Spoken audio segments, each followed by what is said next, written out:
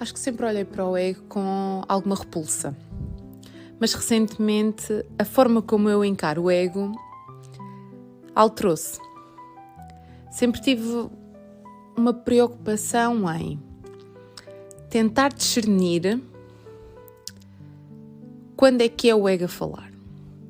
Ou seja, encontrar aquele ponto de equilíbrio, sabendo que nunca existe o equilíbrio e que o equilíbrio é uma utopia, mas sempre tive a preocupação de tentar, pelo menos, o equilíbrio entre o que é ter amor próprio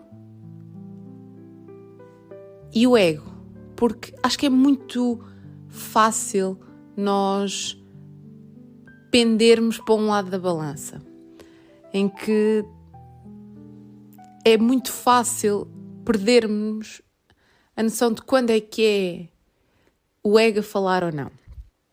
E sempre tentei ter esta preocupação em fazer as coisas não para satisfazer o meu ego, mas porque realmente eu tinha que fazer aquilo para um bem maior ou o que seja. Porque nós podemos fazer coisas que aparentemente até são boas para a sociedade, mas que são simplesmente o nosso ego a fazer com que, ou a impulsionar que nós as façamos. Ou seja, independentemente se aquilo vai ser bom ou não para alguém, eu não queria nunca que fosse o meu ego a impulsionar a que eu fizesse aquilo. Porque eu olhava para o ego sempre numa perspectiva negativa. Sempre o encarei como algo que se colocava superior a algo positivo. Então eu encarava sempre o ego como algo muito, muito mau. Mas recentemente alterei um bocadinho a forma como eu encaro o ego. O ego é como se fosse quase uma armadura. Mas tentei ver de uma outra forma ainda. Que é, quando somos crianças, somos seres indefesos. Não só do ponto de vista físico, mas do ponto de vista emocional, psicológico. Não somos seres indefesos. Além disso, do ponto de vista racional, nós ainda não estamos 100% desenvolvidos. Tanto é que a parte do nosso cérebro responsável pela ponderação, por uma parte mais consciente e de raciocínio, que é o córtex pré-frontal, só está maduro já com 20, 30 anos. Ou seja, uma criança não tem essa capacidade de racionalizar as coisas de forma consciente como um adulto tem. Então está muito mais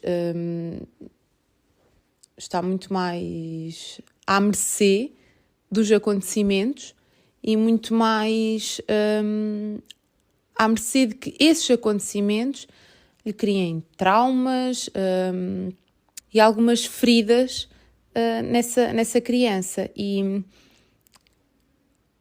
quando estamos nessa fase inicial da nossa vida, nós temos supostamente os adultos para nos proteger, ainda que obviamente eles não nos consigam proteger de tudo, mas temos um adulto a proteger-nos. Além disso, também percebemos que quando somos as crianças não têm propriamente ego, não fazem as coisas a pensar se aquilo as vai tornar melhor ou pior aos olhos da sociedade. Acho que enquanto criança não pensamos sobre isso. É muito mais instintivo, muito mais emocional. Então diria que é quase como se o ego fosse algo que se desenvolve quando nós crescemos para proteger a criança que está ferida. Ou seja, quando nós somos mais novos, passamos por diversos acontecimentos que nos causam traumas, que nos causam feridas de maior ou pior gravidade, e todas essas feridas são levadas para a nossa fase adulta. E o ego é o protetor dessa criança ferida. O ego é apenas isso. A única coisa que o ego nos tenta fazer é proteger a criança que está ferida, aquela criança que era indefesa, que sofreu determinados acontecimentos e que depois o que acontece é que eles se manifestam numa fase de vida adulta. E o ego está a proteger aquela criança para que ela não viva exatamente aquilo que viveu lá atrás. Então, sempre que existem acontecimentos que nos façam, enquanto adultos, vivenciar novamente aqueles traumas ou aquelas feridas, ainda que não sejam exatamente os mesmos acontecimentos ou as mesmas feridas, mas que de alguma forma existe uma ligação com eles, o que o ego faz é, não, eu não vou deixar que esta criança sofra novamente o mesmo. E é aí que nós reagimos com comportamentos considerados egocêntricos e que são vistos com maus olhos. Mas se olharmos para isto de uma forma mais amigável, com umas lentes menos negativas, mais neutras, com lentes neutras, percebemos que a única coisa que o ego está a tentar fazer é não deixar que se sofra exatamente por algo ou alguma coisa que já se sofreu lá atrás. Lá está. Acaba por ser uma armadura. É o que quero dizer. E o que é que eu quero dizer com isto? É que existe aquela criança ferida. E até mesmo socialmente estamos sempre a dizer, as pessoas não podem ser egocêntricas, não podem pensar só nelas. E sim, concordo muito com isso. Acho que nós temos que olhar muito além de nós próprios. Mas então, como é que isso se faz? Na minha perspectiva, quanto mais nós cuidarmos da nossa criança ferida, quanto mais nós tivermos percepção de quais são os acontecimentos que nos fazem o ego emergir, quanto mais consciência tivermos disso, mais nós sabemos o que é que temos que curar. Mais facilidade nós temos em identificar quais são essas feridas, quais são esses traumas, e quanto mais nós curarmos essa criança ferida, menos o ego tem necessidade de aparecer. Porque aquela ferida que ele estava a proteger está a sarar, ou já está sarada. Então eu acho que a nossa tentativa não é eliminar o ego. Vou deixar de ser egocêntrico, então só vou olhar para os outros, só vou tentar fazer o melhor para os outros, e acabamos por cair no outro espectro, que é esquecermos da parte do amor próprio, porque deixamos de olhar para as nossas necessidades, porque eu não posso deixar que as minhas próprias necessidades, o meu ego... Então caímos no outro extremo que eu falei inicialmente, que é a falta de amor próprio. Porque achamos que temos que dar, porque eu não sou o centro.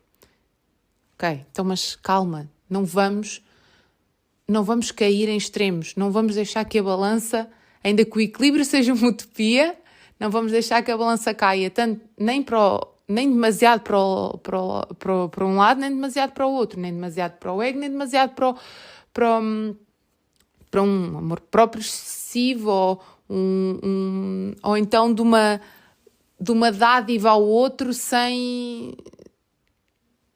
sequer ponderar as nossas próprias necessidades.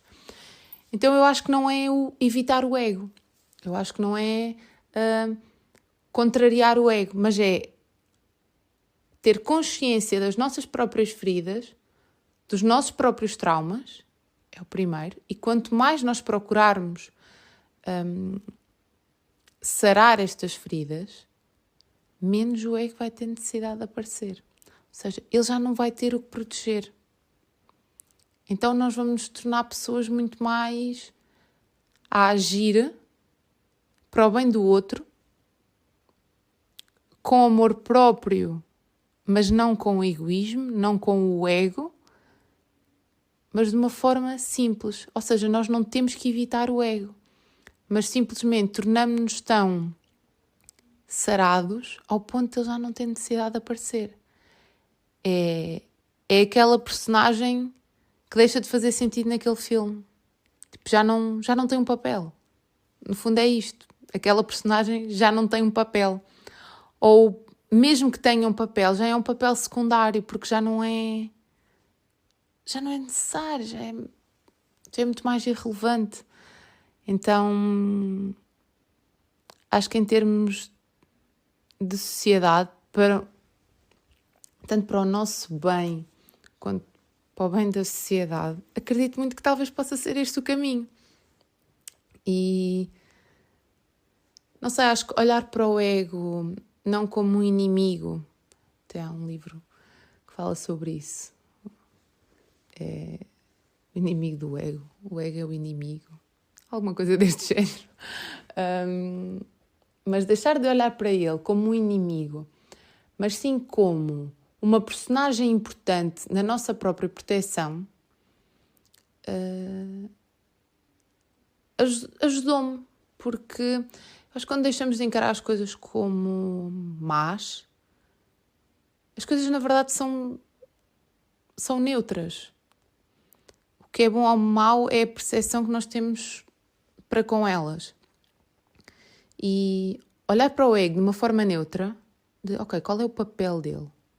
Okay, talvez ele esteja só a tentar proteger algo que em tempos era indefeso e foi magoado. No fundo é isso. E o papel dele talvez seja tão simples quanto esse. E evitá-lo à força talvez não seja a estratégia mais inteligente. Mas sim conseguirmos percorrer um caminho em que ele simplesmente vai sair de cena porque vê que já não tem um papel importante, já não está ali a fazer nada, já não é preciso. Então, a criança era a criança indefesa, que sofreu um trauma, que sofreu dores, que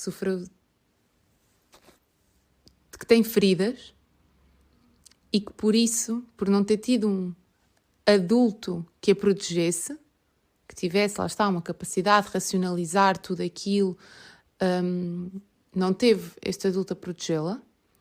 Então, quando cresceu, esta criança desenvolveu o ego para a proteger daquelas feridas que quando era criança criou. E no fundo o ego vai acompanhar aquela criança quando ela se transformar num adulto. E esse adulto só vai ser um adulto capaz quando curar tão bem essa criança que pode deixá-la ser criança sem precisar do ego sempre a protegê-la. E libertarmos a nossa criança dos traumas, talvez libertar não seja a palavra certa, mas é ensiná-la a reconhecê-los e a viver com eles, sem que tenha um adulto ali a protegê-la de uma forma obsessiva, mas que a liberte para a vida. Então, não sei se esta minha mudança de perspectiva para com o ego faz ou não algum sentido, mas gostei de o encarar de uma forma diferente, porque do ponto de vista filosófico faz mesmo sentido, mesmo do ponto de vista da ciência, neurociência, na forma como o nosso cérebro se desenvolve numa fase inicial e depois na vida adulta, do papel do adulto na vida de uma criança, na forma como os nossos comportamentos que nós manifestamos numa fase adulta terem tantas raízes na nossa infância. E depois no papel do ego nisto tudo, fez-me sentido. Fez-me muito sentido. E quem sabe, talvez possa mudar de ideias novamente. Acho não. Disto deve ser das poucas certezas que eu tenho. Que eu tenho muito poucas certezas na vida. Mas a mudança, ou a ausência de mudança, pressupõe estagnação. A ausência de mudança é estagnação. Não que a mudança seja sinónimo de evolução ou transformação. Às vezes essa evolução não pode não acontecer. Mas acredito que mudar é sempre importante, porque pressupõe que estamos a agir, que estamos a fazer alguma coisa. E parece-me que a vida é isso mesmo. Tentar fazer alguma coisa. Independentemente de saber ou não o que é que pode vir daí, não é? E pronto. Este é o devaneio de hoje.